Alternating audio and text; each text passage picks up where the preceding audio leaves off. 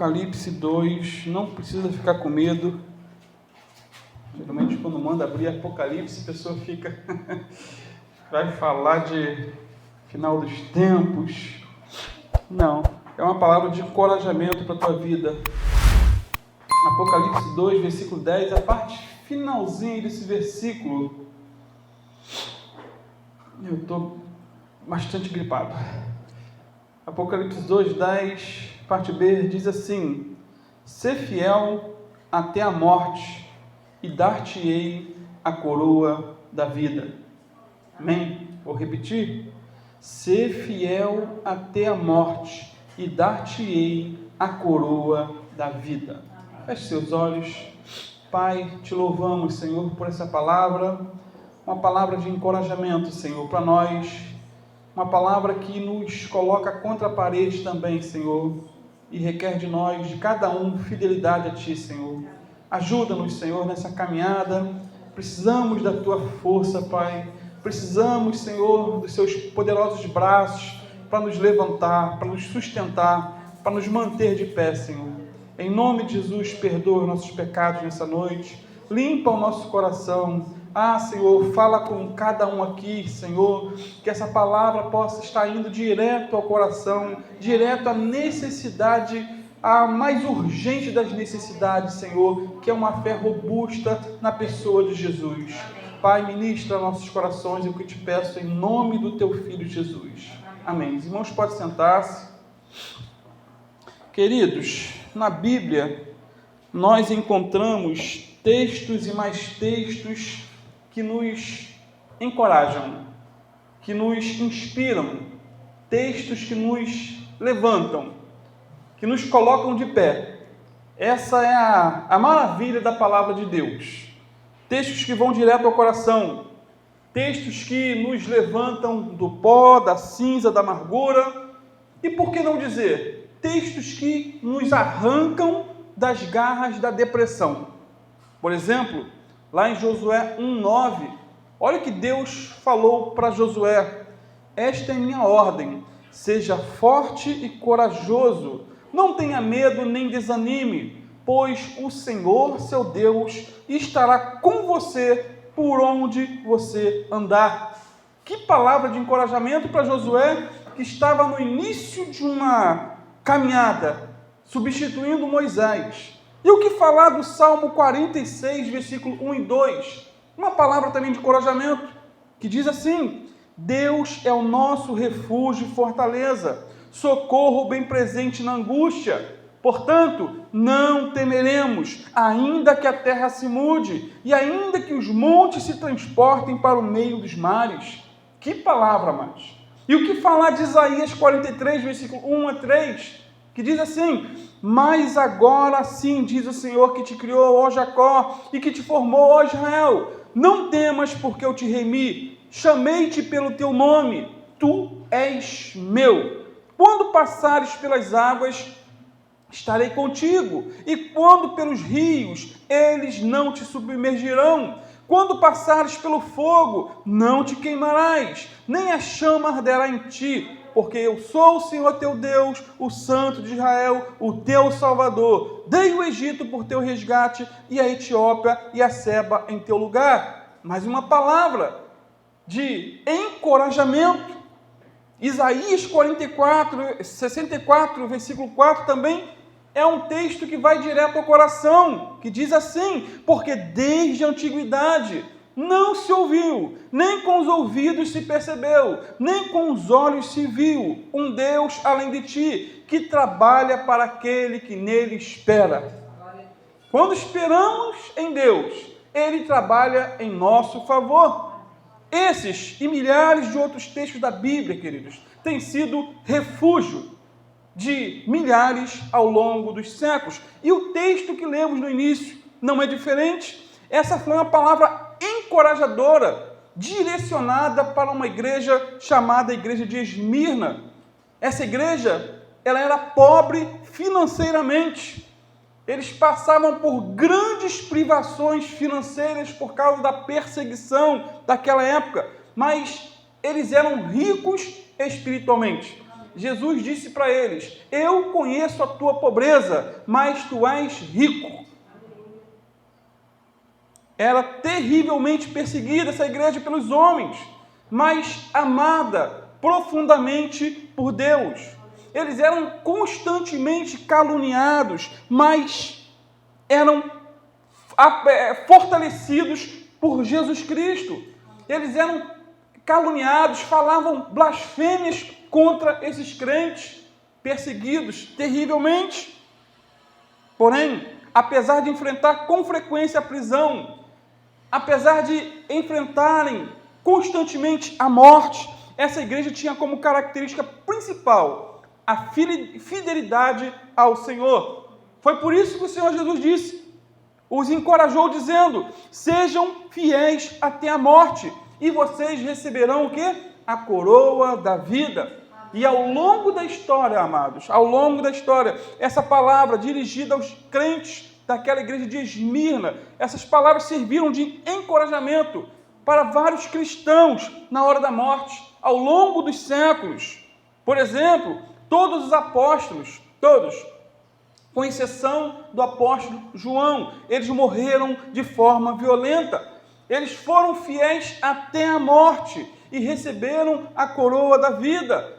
Filipe, por exemplo, ele foi açoitado, ele foi preso e crucificado no ano 54 da era cristã. Ele foi fiel até a morte e ganhou a coroa da vida. Mateus, o autor do Evangelho segundo Mateus, o seu nome, ele foi assassinado de maneira brutal no ano 62 da era cristã. Ele foi fiel até a morte e ganhou a coroa da vida. Tiago, irmão do Senhor e autor da epístola de Tiago, a carta famosa que nós gostamos de Tiago, ele foi espancado e ele foi apedrejado até a morte pelos judeus, quando tinha 99 anos de idade.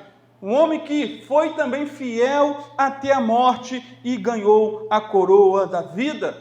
Matias, o substituto de Judas Iscariotes, aquele que traiu a Jesus, esse Matias foi também apedrejado e logo em seguida foi decapitado em Jerusalém.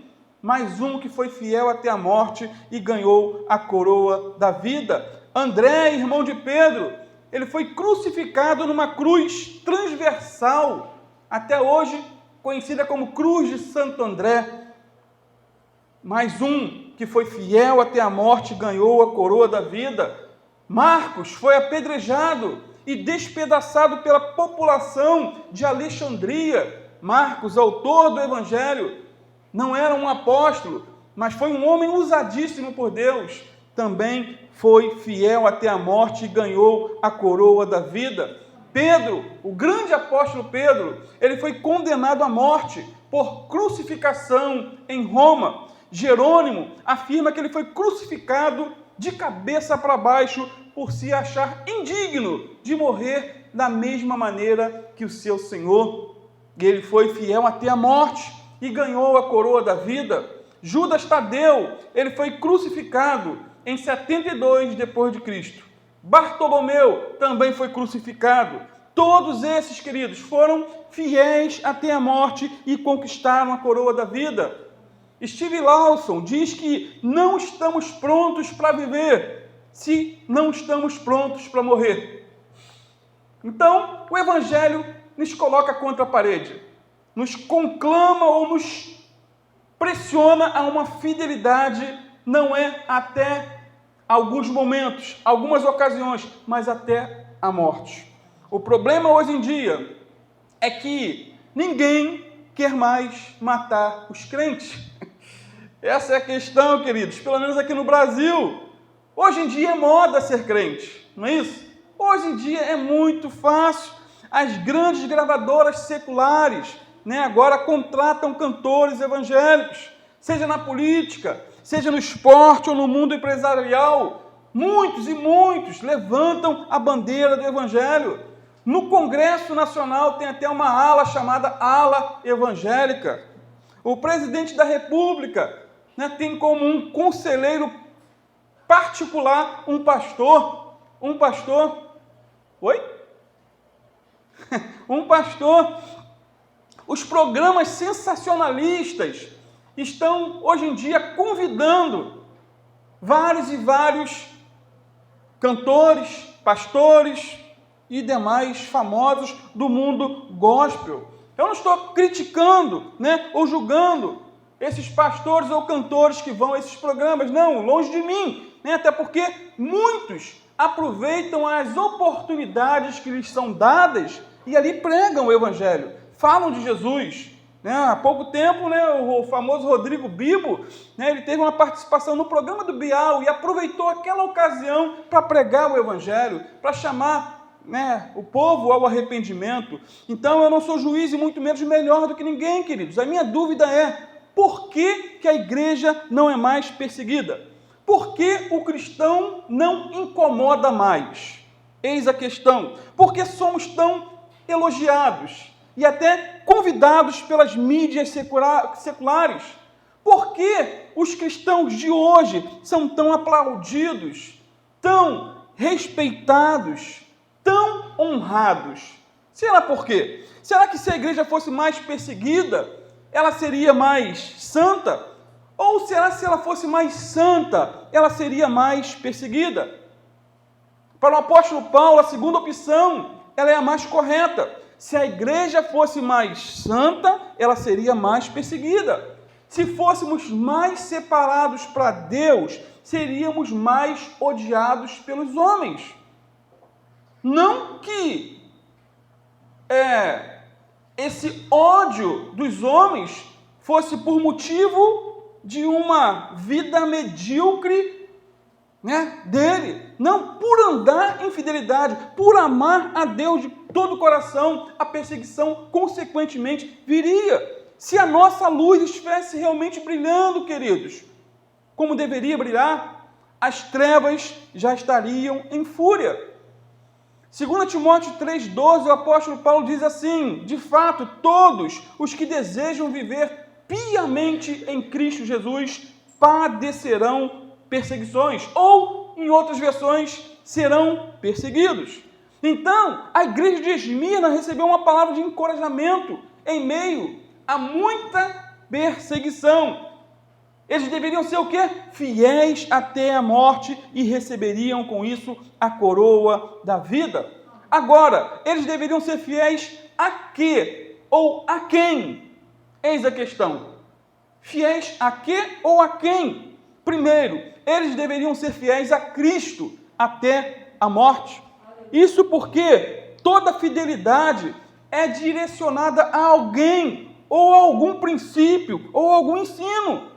No caso aqui dos crentes de Esmirna, eles deveriam ser fiéis ao remetente dessa carta. E o remetente dessa carta diz no versículo 8 do capítulo 2, que era o primeiro e o último, que foi morto e reviveu. Ou seja, o remetente dessa carta, na qual os crentes de Esmirna deveriam ser fiéis, é o nosso Senhor e Salvador Jesus Cristo. Jesus Cristo é aquele que morreu por nossos pecados e ressuscitou para nossa justificação. Ele é único, ele é exclusivo, ele não tem concorrente, ele é único. João 14:6, o próprio Senhor Jesus disse que era o caminho, a verdade e a vida, e que ninguém iria ao Pai a não ser por Ele. Exclusividade. Irmãos, essa exclusividade de Cristo foi um problema no passado e é também um problema no presente, hoje em dia. No passado, os crentes, eles eram perseguidos e mortos. Por quê? Por servirem somente a Cristo. Eles não dividiam a adoração a ninguém. Não. Eles não se dobravam aos ídolos pagãos. Eles não ofereciam incensos aos imperadores romanos. Eles não diziam que César era Senhor. Não. Eles não oravam para as entidades do panteão romano. Não. Eles adoravam somente a Jesus. Eles oravam somente ao Pai em nome de Jesus. Hoje em dia, esse exclusivismo em relação a Jesus também é um problema. Sabia? Quando o cristão diz que só Jesus é o caminho, a verdade e a vida, ele é acusado de intolerante, pois todas as religiões dizem que existem vários caminhos que levam para o encontro de Deus. Porém, como já disse, a Bíblia é exclusiva em relação à salvação. Salvação só em Jesus. Atos 4:12 diz claramente que em nenhum outro há salvação, porque debaixo dos céus nenhum outro nome há dado entre os homens pela qual importa que sejamos salvos. 1 Timóteo 2,5 diz que há somente um Deus e um só mediador entre Deus e os homens, Jesus Cristo, homem. 1 Coríntios 3,11 diz que ninguém pode pôr outro fundamento, além daquele que já está posto, o qual é Jesus Cristo. Então, em primeiro lugar, os crentes de Esmirnas e nós devemos ser fiéis a Jesus. Só a Ele adoramos, só a Ele amamos, só a Ele servimos. Em segundo lugar, eles deveriam ser fiéis também à palavra de Deus. Por mais que o texto aqui de Apocalipse 2, do versículo 8 a 11, não faça, queridos, menção à palavra de Deus, não tem como negar que ela sofre tantos ataques como a pessoa de Jesus. Os dois estão entrelaçados. Na verdade, os três, o Pai, o Filho e o Espírito Santo. Que o Espírito Santo que inspirou homens a escrever a Bíblia. Ou seja, assim como Jesus é o caminho, ou o único caminho para a salvação, a Bíblia é a única regra de fé e prática que nos ensina o caminho da salvação, como sermos salvos. Irmãos, a Bíblia aponta para Jesus e diz que Ele é a verdade que liberta. A Bíblia diz que Jesus é o pão da vida, a luz do mundo, a porta da salvação. A Bíblia diz que Jesus é o bom pastor e a videira verdadeira. A Bíblia diz que Jesus é a ressurreição e a vida. A Bíblia diz que Jesus é a porta aberta, a porta fechada. Todas essas afirmações de Jesus se encontram na Bíblia. Jesus declarou que era a ressurreição e a vida. Jesus declarou que era o caminho, a verdade e a vida. Muitos crentes do passado, queridos, foram mortos por defenderem a Bíblia como única revelação do Pai, como boca de Deus, como instrumento de mudança para o ser humano. Até porque a Bíblia não serve somente para aumentar o nosso conhecimento, mas principalmente para mudar e transformar a nossa vida. Os teólogos liberais do presente desprezam a Bíblia. Eles dizem que ela não é a palavra de Deus e afirmam que ela contém a palavra de Deus. Não, ela não é 100% inspirada. Tem parte inspirada e tem parte não inspirada, dizem eles. Com isso, eles querem dizer que algumas partes são divinas e outras não. Só que, para separar o que é e o que não é, eles se colocam como deuses. Mas nós não cremos assim. Cremos que toda a Escritura é divinamente inspirada e proveitosa para ensinar, para repreender, para corrigir e para instruir em justiça. Como diz 2 Timóteo 3,16. Amados, quando uma pessoa perde essa fé genuína na inspiração bíblica, na palavra de Deus, o que resta são especulações, o que resta são dúvidas e a apostasia. Quando uma pessoa começa a duvidar da palavra de Deus, da Bíblia Sagrada, ela perde o temor a Deus. Quando uma pessoa duvida da Bíblia, passa a não crer em milagres, passa a não crer em intervenções divinas, passa a não crer mais em respostas de orações, porque ela não crê. Por exemplo, um teólogo liberal não crê que Jesus expulsava demônios. Ele dizia que Jesus acompanhou o ritmo da época, que realmente não existe demônios, segundo eles.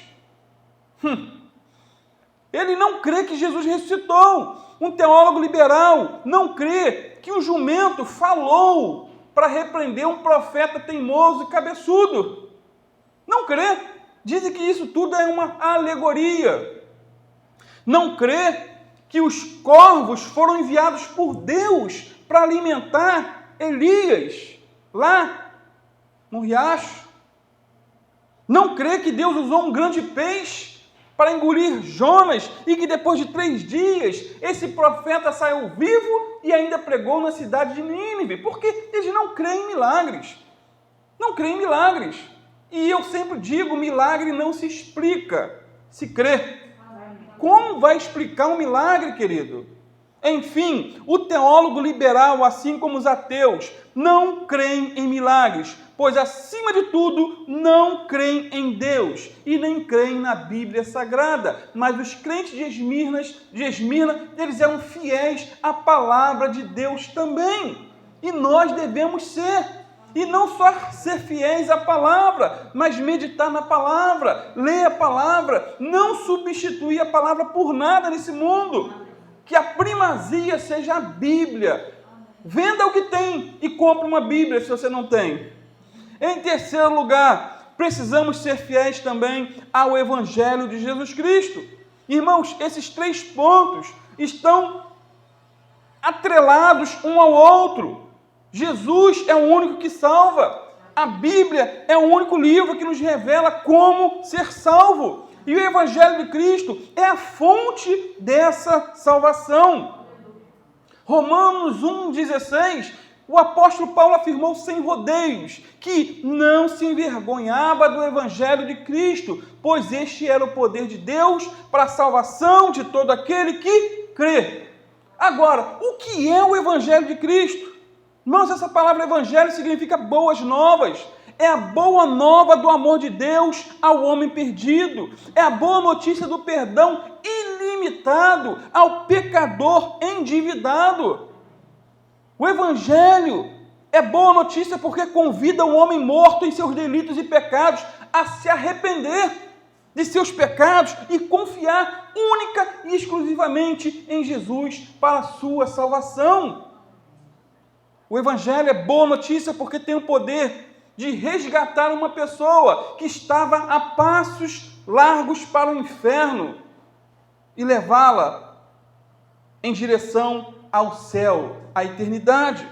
O Evangelho é boa notícia porque é universal, é oferecido a todos sem exceção, sem levar em conta a raça, a nacionalidade, a idade, sexo, condição social, grau de escolaridade ou cultura. É oferecido a todos, a todos. O Evangelho é Deus amando o pecador. O Evangelho é o justo Jesus morrendo no lugar do culpado. O Evangelho é a porta dos céus sendo escancarada ao perdido. Será que temos sido fiéis em proclamar essas verdades? Será que nos envergonhamos de Cristo e pregamos um outro Evangelho ou somos fiéis ao Evangelho de Cristo? Será que o Evangelho que professamos seguir é o Evangelho de Cristo ou é outro Evangelho? Irmãos, os apóstolos e demais cristãos foram perseguidos, condenados e mortos por serem fiéis a essas e outras verdades.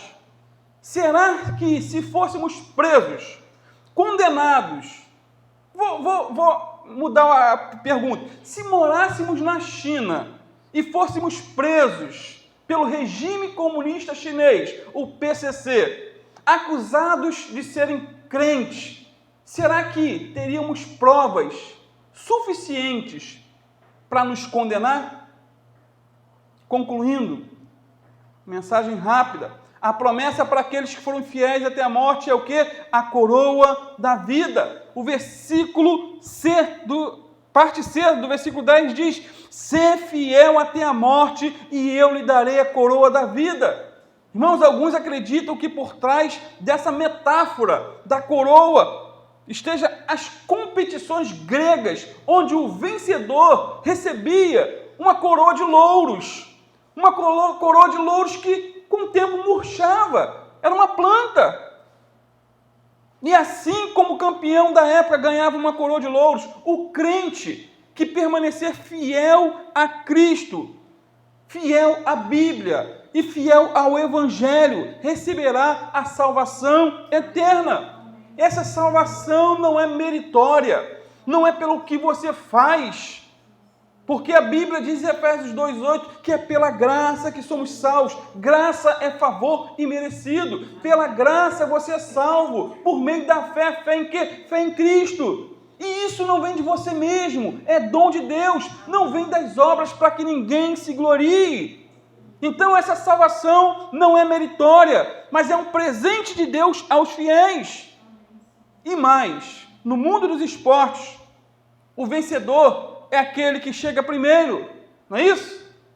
Esse é o vencedor, mas no reino de Deus, o vencedor é aquele que permanece fiel, como disse Jesus em Mateus 24:13, aquele que perseverar até o fim, esse será salvo. Mais uma vez, o Senhor Jesus disse para mim e para você, seja fiel até a morte, e eu lhe darei a coroa da vida. Faça uma aliança hoje com o Senhor, uma aliança de um compromisso com Ele, de ser fiel até a morte, dependendo dEle, porque sozinho não vamos a lugar nenhum. Confie em Cristo somente, dependa dEle em tudo e em qualquer momento para a glória de Deus. Amém? Amém. Vamos ficar de pé, vamos estar orando.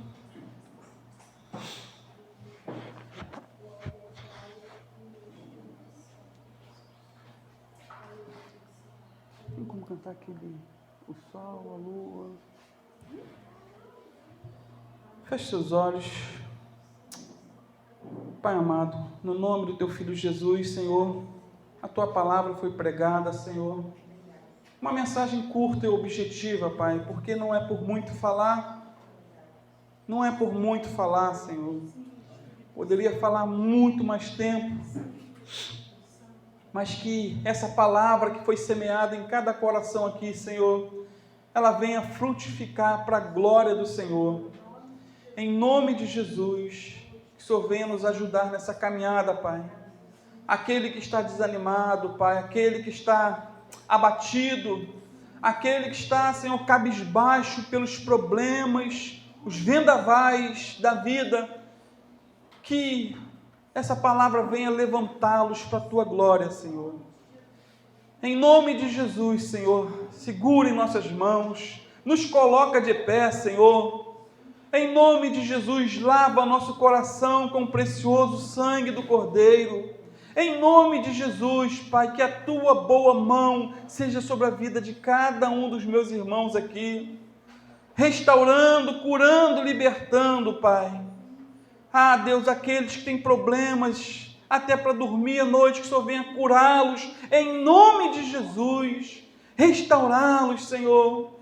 Que o Senhor venha jogar por terra toda a depressão, toda a tristeza profunda da alma, em nome de Jesus, toda a agonia, toda a preocupação com relação ao futuro, Pai. Cura-nos em nome de Jesus, Senhor. Somos seres humanos, realmente muitas vezes nos angustiamos, Senhor, diante do que pode vir. Ah, Pai, mas ajuda-nos a olhar para Ti e crer, Senhor, que o Senhor está cuidando de nós, o Senhor está cuidando de cada um de nós. Ah, Pai, ajuda-nos, Senhor, levanta-nos, Senhor, pega cada um pelas mãos, que possamos, Senhor, para a Tua glória, sermos fiéis até o fim, para que venhamos ganhar, conquistar, por graça, por favor, a coroa da vida, em nome do Teu Filho.